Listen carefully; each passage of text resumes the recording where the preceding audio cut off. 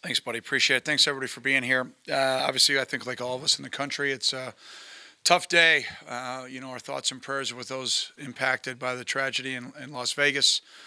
And, it is a tough day to be an American. There's no question about that. You look at, the senseless acts like it happened yesterday, and it just breaks your heart. And, on behalf of our football program, our thoughts and prayers are with all those families and individuals that were impacted by last night's tragedy. It was very sad to wake up and see that here this morning. Want to lift up the first responders and those that, anytime there's an issue similar to last night that, run to the action and help those in need. And so want to thank those that were there to help all those people in need. Turning attention back to something obviously less significant to football. Talk about the players of the game from last week.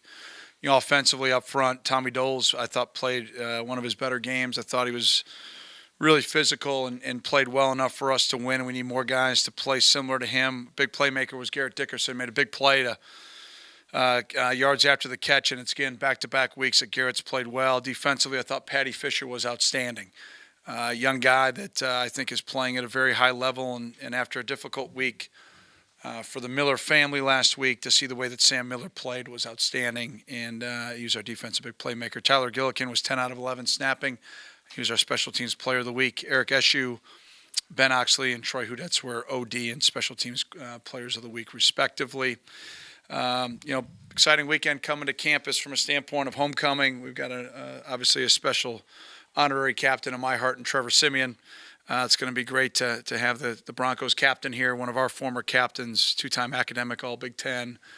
Obviously everyone in our program is incredibly proud of him, and to have him come back on his bye week and to support our program, we're very thankful. Going to be neat to have BTN here and do their tailgate on Hutchinson Field. I hope all of our students are able to get out there and have some fun, wake up with the tailgate, and then make their way over here for kickoff. That would be absolutely outstanding.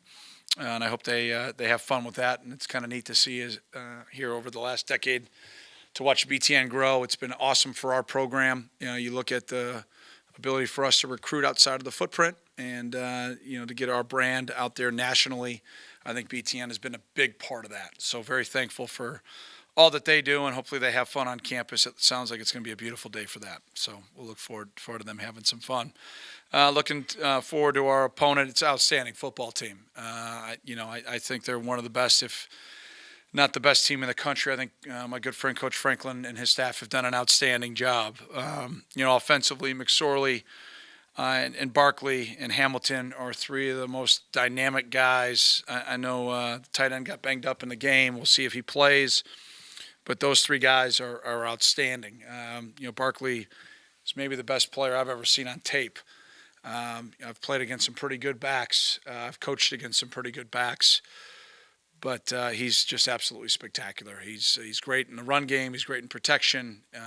He's great catching the ball out of the backfield. He's a great return man. He does it all. He's an outstanding football player. And I think Trace is a great player. He reminds me a lot of Danny Persa before Danny got hurt. A lot of similarities there where they play great within the framework of the offense, very athletic. And then the opportunity to make plays with his legs that is really, really impressive. And he's a definite threat in the run game to complement Saquon.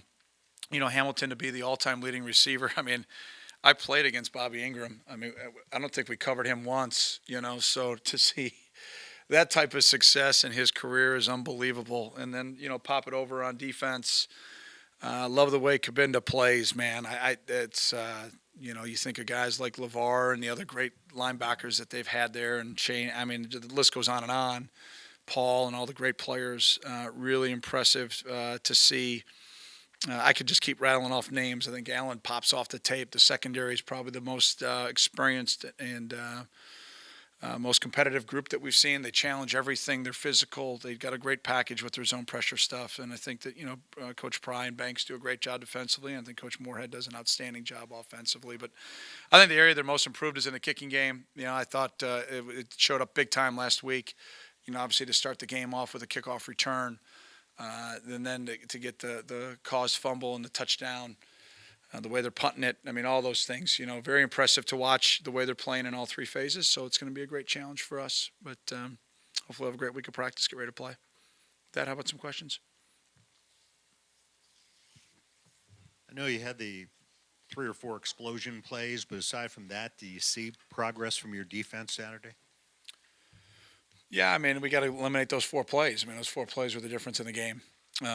You can't play 60 plays well and 4 plays poorly. 4 plays poorly on defense, a lot of times that would be, 4 times 7, not a good math guy, but that's too many points. So, we've got to be better there without a doubt, and we should have been better on all those. So, not to discredit Wisconsin, they made the plays, but we should have been better on all those plays.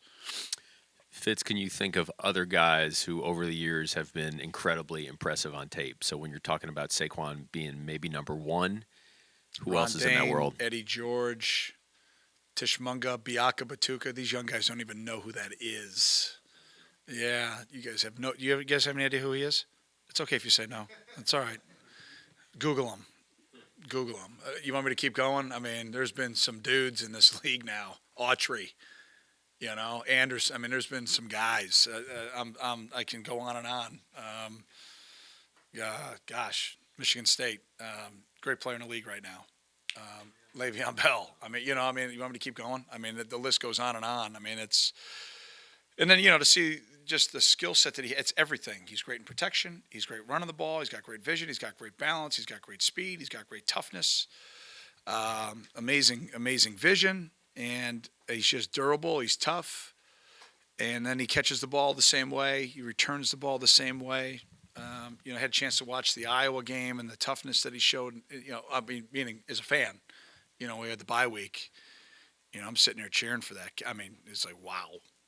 If I was a Penn State fan, I'd be pretty stoked up. It's pretty darn good. Coach, yes, sir. Penn State and Wisconsin are stylistically probably about as different as it gets. Mm-hmm. Does that have much of an impact on how you'll prepare, and if so, how? Yes, and none of your business. But good question. Another difference between this Saturday and next week. But actually is your business, but I'll tell you Saturday. Okay. Hopefully we'll execute. Fair? Yeah. All right, cool. On one difference between Madison and coming back here is you guys will be on the field for the anthem. Mm-hmm. Obviously, you guys linked up coming out of the tunnel last week. Kyle said before the game that the one thing with kneeling as a protest for the anthem is that he doesn't want to be a distraction. Mm-hmm. Do you think that players on your team kneeling for the anthem would be a distraction? And do you have any personal stance on the? Yeah, I think if guys are gonna execute their freedom of speech, then that's a choice that I'll fully support. I mean, that's a choice that we all have been given, and a privilege that we've all been given. To me though, and I've already expressed this to our squad, so this is nothing new. I've done a ton of research, and you guys can read what I said last week, to Teddy. I mean, when you look at the peaceful protests that guys have made, it is not at the national anthem. It is not at our military. It is not at the freedom that we've all been provided. And I say that, and then you got 40% of the country that takes it out of context. And so that's the 40% that you can't control, and I've expressed that to our guys. I've try to help them understand that anytime you do something that has to do with something that we all believe in, I think every American does, that I know believes in our country and are very thankful for the freedoms that we're provided, that anytime you step out to show a peaceful protest that has nothing to do, at least the way people have expressed to me, and it's taken that way because it's attached to the anthem, because it's attached to our flag, even though that's not what's been said and why it's been done. So you have to understand that that's going to be the reaction, and you have to understand that what comes along with that. Do I believe in protecting our guys' freedom of speech? Absolutely, because that's what's been provided to us as a country. And we've got a lot of guys in our team that have military families, that have guys that have first responders, that have law enforcement and firemen and things of that nature. Not only brothers and sisters, but siblings and cousins and neighbors. And so I know that our guys fully support that from the discussions that I've had with them. My personal, outside of when I go to the Blackhawks games, I always stand and I salute the flag because that's what I believe in. I'm also entitled to that, also too, and that's my belief. So that's what's so great about our country is as long as we have dialogue and we respect each other and we work to come together, we can create solutions and solve problems in our country. But days like today, football seemed pretty insignificant. Days like today are for injustice and things that are not fair to people in our country. That doesn't change. And if young men are trying to step up, like I said last week, I showed them the video at halftime and from Stills and Thomas, and those guys are trying to make a difference in their community. And they created a police ride-along program. We've had a police ride-along program here at Northwestern football for 20 plus years. We try to be part of our solution in our community. We do those types of things to be able to be active. Should we be more involved? Yeah, absolutely, me included.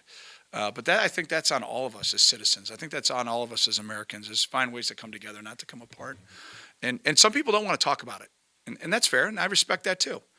But they don't want to talk about it until they want to take, social media, blast at you, which, I wear purple shorts, I get made fun of, and I get told I shouldn't wear shorts. Those are things I get told to players, that comes along with the territory of being 42 years old and a head football coach. When you're a student and you're a student athlete, you're given a lot, you're given a platform, you're given a lot is expected. And when you decide to get involved and engage, it should be commended. It takes courage to do that. And this is just one example of a lot of areas that I'm very proud of our guys that are courageous. So what they decide to do and things of that nature will be things that we'll talk about as the week goes along. But I know that our guys, no matter what choice they make, they fully support our country. I know that for sure. And from a football perspective, you don't think it would be a distraction to the team? Right? Oh, we talk about a lot of things. I'm like one of those new age like coaches. I think we're in college. We're citizens before we're students. We're citizens before we're coaches. If we don't talk about those things, I started our team meeting today talking about the tragedy in Las Vegas. I mean, I don't care about distractions when it comes to race. I have been entrusted by parents to help their young men grow. That's my job. I hope like heck we win a lot of football games and championships. But my job, number one, is to help our guys grow and develop to be the best men they can be. Along with that is being a student, and along with that is being an athlete. But number one, when I'm long retired, I want my guys to be able to say that you gave me everything you had, Coach, to help me be prepared for life, to be the best man I can be, the best husband and the best father. That's my goal. And like I said, I hope we win a lot of football games doing it.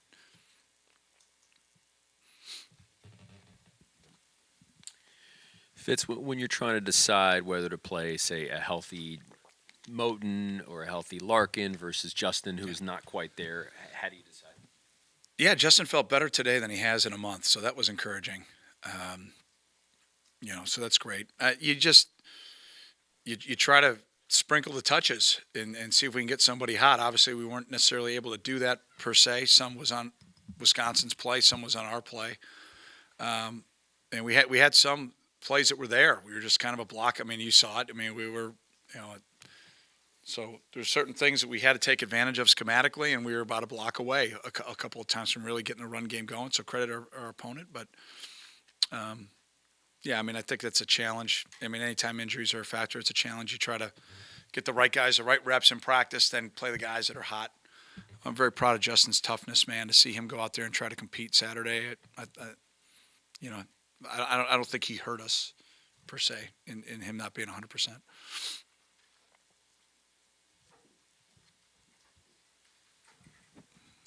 Hey, Coach, just a quick question. Referring again to the demonstrations. Can you just run over the discussions that took place with the team, which you guys decided that this was the type of demonstration that you guys wanted to conduct? Well, what I talked to the team about is understanding the whole 360 of their choices, no matter if it's this one or the rest of their life, and that I'm here to support them 100% with whatever they choose to do. But they have to think about understanding not only the ability to peaceful protest, but the why. Why do you feel this way, and are you truly engaged? Because it's one thing to say that I want to stand up, I want to take a stand for something. It's another thing to back it up with action. You have to be willing to back it up with action, no matter what it is. This is one topic of many, and I think we'd be very naive as individuals and as a country to think that what these young men are trying to do. I'm just not talking about Northwestern football. I'm talking about any athlete or anybody who's trying to make a positive impact is trying to do.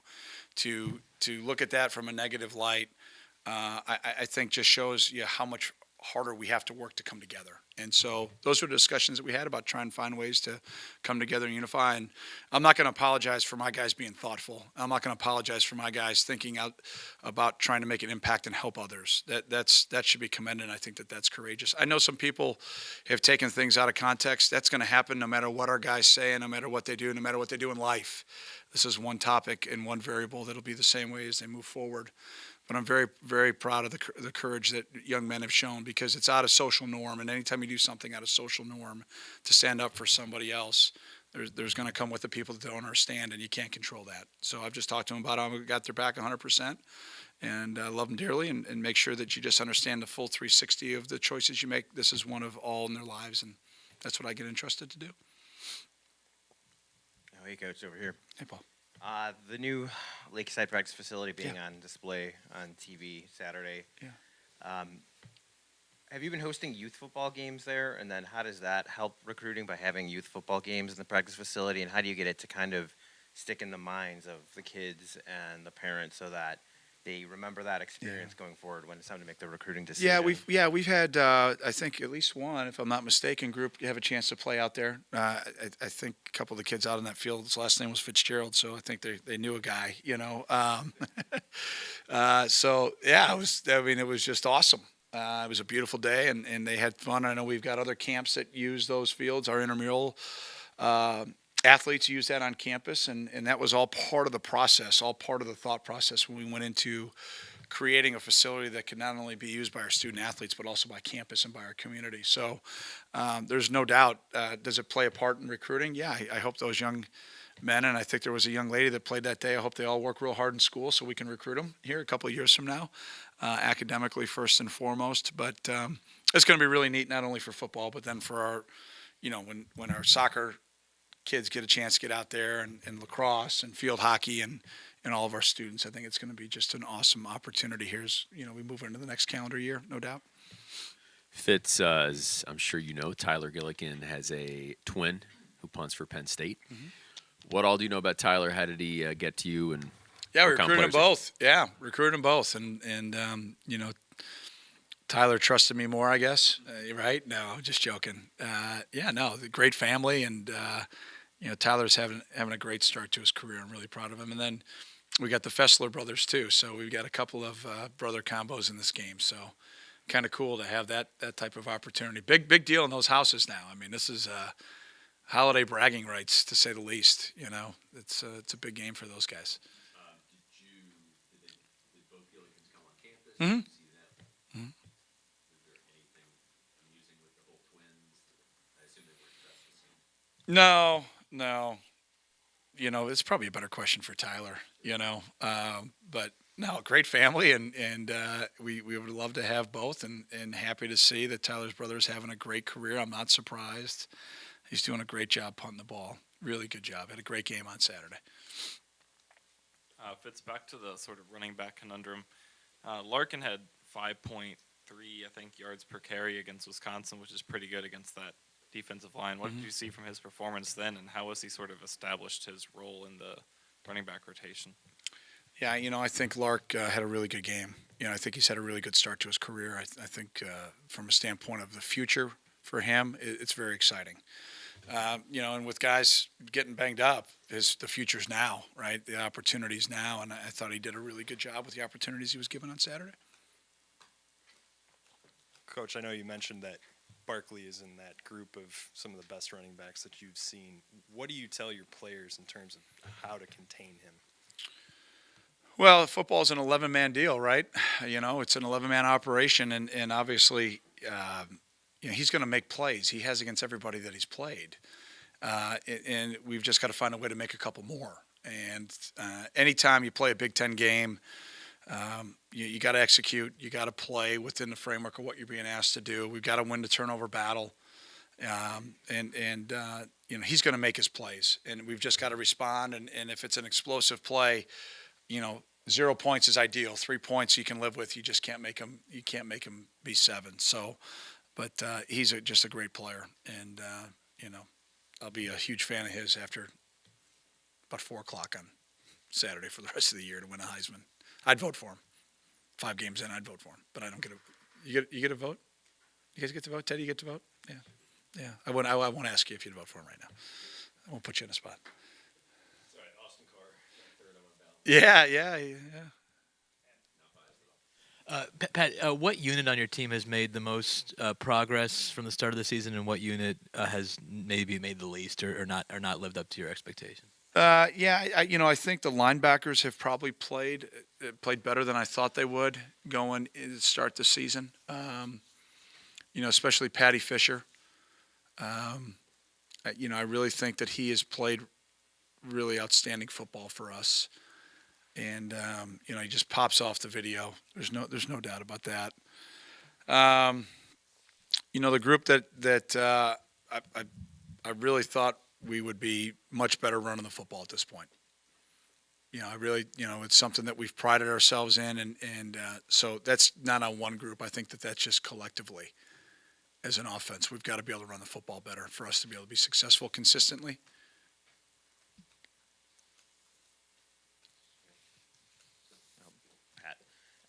Honorary Captain Trevor Siemian, a lot of the NFL pundits, talking heads every Sunday really rave about what he could be, superstar, Super Bowl quarterback, etc. When he was here, what in his fundamentals technically did you see that made you think that one day he could reach that kind of rarefied air? Yeah, I wish I could have redshirted him again. It would have been great. He came in he just was undersized. He needed to get stronger. The ball just came off his hands so easy. He had such a great release. And we just had to try to project on what he might be as he continued to grow. Battled through a couple injuries, later in his career for us here. I think otherwise he ends up being not in kind of the top 5 in records. He ends up being probably at the top, and we probably would have done some things a little bit differently. But had just a wonderful career. I remember vividly when we had our conversation, after he got hurt his senior year, and he's like, I'm not sure what I want to do. And I'm like, listen, I think your best football is still ahead of you. I would go for it, and if the worst thing is you get into a camp and you end up not making it, you'll never have regret for just at least trying that. And to his credit, he worked his rear end off. I mean, it was so impressive to watch how he rehabbed to get ready for his pro day. He couldn't roll out. He couldn't really move, but he could at least drop back. And that was one of the best pro day performances I've ever seen from a guy who was probably 65, 70%. Coach Knapp at the time, who was with the Broncos, was here for that workout. Then you couple that with, what you saw from him and his improvement. That was the thing that you just saw him getting better. He just kept getting better. And I think that's why the Broncos really thought highly of him. There were a couple other organizations too, but, I thought they did really good research on him. I thought for sure towards the end of the draft that they made, especially with where they were at, if they didn't trade all those last picks that they had a bunch of picks there at the end of that draft. If they didn't trade up for anybody, I thought that would be potentially a destination for him. And then to see it happen, and he's been basically having to battle for his role every year, and I think that makes him better. I really do. I think that he's stepped up to the challenge. I think he is played within the framework of what he can do. I don't think he does too much. I don't think he tries to force the ball from what I've heard and what I've seen a couple times I've seen him play. He just looks like Trevor that I know. He just plays within the offense, gets the ball out of his hand pretty quickly, and is playing at a pretty high level. Kind of two prongs on the offensive line. The pass front struggled against Wisconsin looking back. Now with the tape, are there things that stick out to you? And then are there things that Penn State does, either with their pass rush or their run front, that pose particular challenges on Saturday? Well, Saturday, if you wanted to dissect each rep, I could probably pull it up. But we had a couple communication breakdowns. We had 2 guys get beat. We held the ball a couple times, so it wasn't one thing. I'm sure it was well documented. It's all the O-line's fault, which that's good because they need it. You can't have 8 sacks and not have the O-line, get beat up for it. We got to play better at right tackle. There's no doubt about that. That's not a mystery. That performance was not good enough for us to be consistent on Saturday. Those 2 guys are going to keep working at it. There's no doubt about that, and we're going to keep coaching the heck out of them, and they're going to get better. I believe that because I know they're going to work at it. I know it's important to them. Penn State, from a standpoint schematically, high zone pressure team. So, we're going to see a lot of zone pressure. From what they've shown in the past. Obviously, they'll have their game plan specific to us, and we'll have to adjust. Haven't seen Penn State in a couple of years. So we've done a lot of studies, and then we'll see how they plan to attack us to make our adjustments accordingly. All right, everybody, for the sake of time, we're going to Louis, go ahead. Let Louis give one more. We can't. This is. I mean, yeah. I mean, I like the pumpkin. I mean, this is very October. I appreciate it. Yeah, I appreciate you. I like the shirt you got too. Yeah, thanks. It's I've seen issue, it before. Issue gear I every Monday. was going to talk about, on Saturday you weren't very happy with the offense's performance. Yep. After watching the film, what positives did you see that you can build on? Well, I this thought week we and moving started. forward? I thought we started the right way. I thought the way we came out. I mean, you think about some of the drives that we had across the 50, and we're moving the ball against one of the best defenses in the country. We're moving the ball, and then you get communication breakdown up front. You get a guy beat. You drop a ball. We hold the ball. You just start adding up a handful of self-inflicted wounds over a handful of series. All of a sudden now we put ourselves in a big hole because at the same time we sit here and give up a couple explosive touchdowns. But to our guys' credit, they came battling back, and that's not, there's no moral victories. I mean, you want to talk about being mad. I was never so mad in my life when I had a handful of text messages. Hey, great battle back. That's not what we do around here. We put ourselves in a hole and we should fight back. We shouldn't put ourselves in a situation. Game ends up being a 9-point difference. We throw a pick and we have a safety. There's a difference in the damn game. So, for all the negative and all the garbage that was out there for a quarter, there were 3 quarters that I thought our guys fought their ass off. And you got to do it for 4 quarters. And if you do it for 4 quarters, you give yourself a chance to win a Big Ten football game. I tell our guys all the time, hardest thing to do is to win a Big Ten game. Teams are very talented. They're well coached. And it just comes down to the team that executes the most. And to Wisconsin's credit, they did in that quarter. And we put ourselves behind schedule.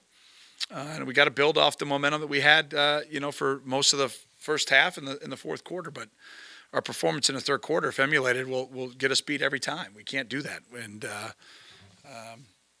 it's disappointing, but you fess it, and you fix it, and you move forward. And that's what I saw from the guys today. And, I expect us to have a great week and get ourselves ready to go. All right, enjoy your lunch. Yeah, absolutely. Compliments of BTN. Thanks. Go Cats.